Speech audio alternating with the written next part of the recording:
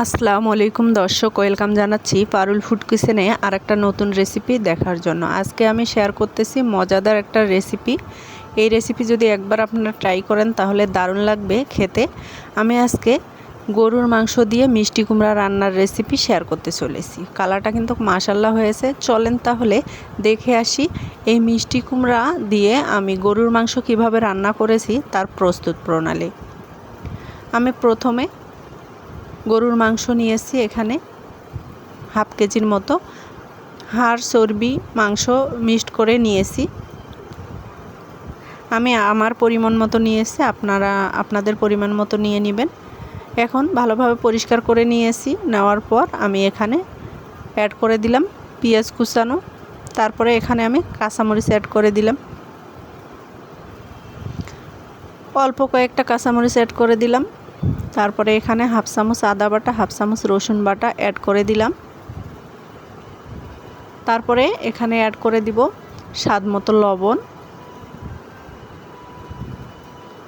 তারপরে অ্যাড করে দিলাম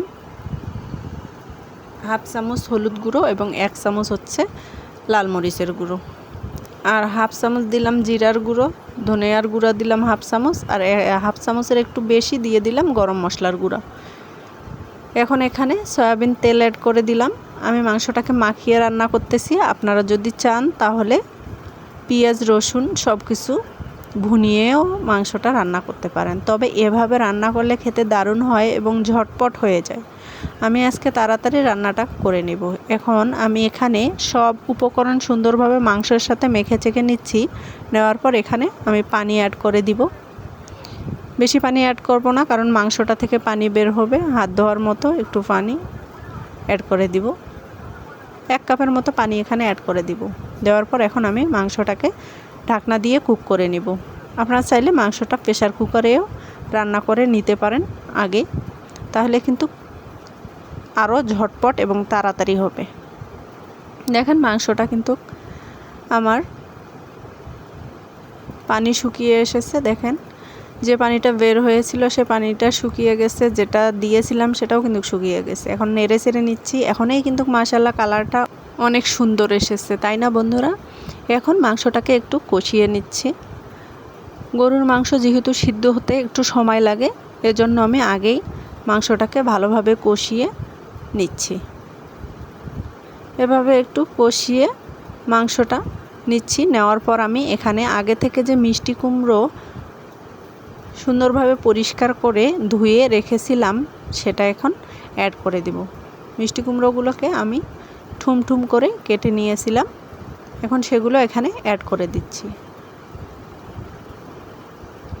এভাবে যদি মিষ্টি কুমড়া রান্না করেন তাহলে কিন্তু খেতে দারুণ হয়।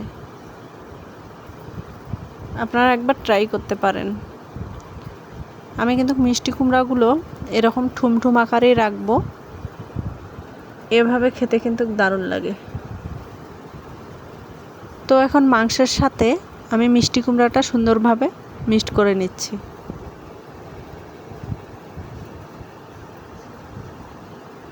মাংসের সাথে মিষ্টি কুমড়াটা মিক্সড করে নেওয়ার পর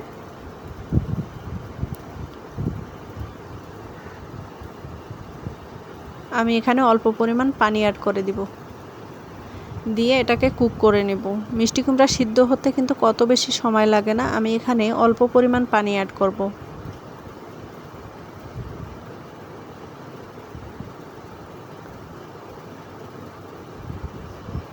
আমি এখানে হাফ কাপের মতো, মানে হাফ কাপের একটু বেশি পানি অ্যাড করে নিচ্ছি, কারণ মিষ্টি কুমড়া থেকেও পানি বের হবে।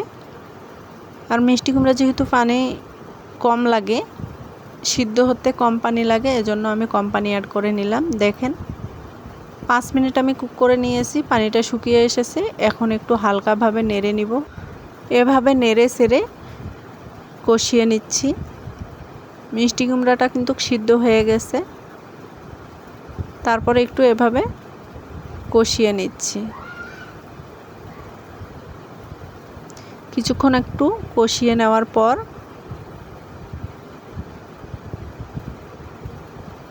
আমি এখানে আর অল্প পরিমাণ ঝোলের জন্য পানি অ্যাড করে নেব। আপনারা আমার চ্যানেলে নতুন হয়ে থাকলে আমার চ্যানেলটিকে সাবস্ক্রাইব করে তার পাশে থাকা বেল বাটনটি অন করে রাখতে পারেন, যাতে আমি নতুন ভিডিও ছাড়ার সাথে সাথে আপনাদের কাছে পৌঁছে যায়। আর যারা ফেসবুক থেকে দেখতেছেন তারা লাইক কমেন্ট করবেন, ফলো দিবেন। দেখেন মিষ্টি কুমড়াটা সিদ্ধ হয়ে গেছে। এখন আমি আর অল্প পরিমাণ পানি অ্যাড করে দিলাম। আমি এখানে ঝোলটা মাখাও মাখো রাখবো। আপনারা যদি বেশি ঝোল খেতে পছন্দ করেন তাহলে পানিটা একটু বাড়িয়ে দিবেন।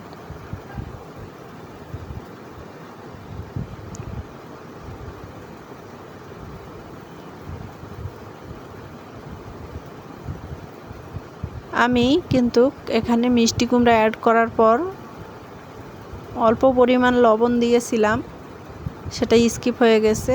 এখন মনে হলো আর একটু লবণ লাগবে, এজন্য আমি আর একটু লবণ অ্যাড করে দিলাম। লবণ অ্যাড করে দিয়ে নেড়ে চেড়ে নিচ্ছি।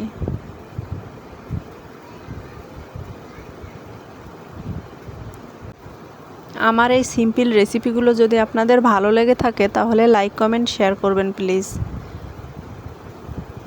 আমি কিন্তু পানি দেওয়ার পর ঢাকনা দিয়ে আর 2 মিনিট কুক করে নিয়েছি। দেখেন নামানোর আগে এখানে একটু ধনিয়া গুঁড়া ছিটিয়ে দিয়েছিলাম, সেটাও স্কিপ হয়ে গেছে। আপনারা নামানোর আগে একটু ধনিয়া গুঁড়া দিয়ে নেবেন, তাহলে কিন্তু খেতে দারুণ লাগবে। দেখেন মাশাআল্লাহ কতটা সুন্দর কালার এসেছে, তাই না বন্ধুরা? সকলে ভালো থাকবেন, আমার জন্য দোয়া করবেন। আল্লাহ হাফেজ।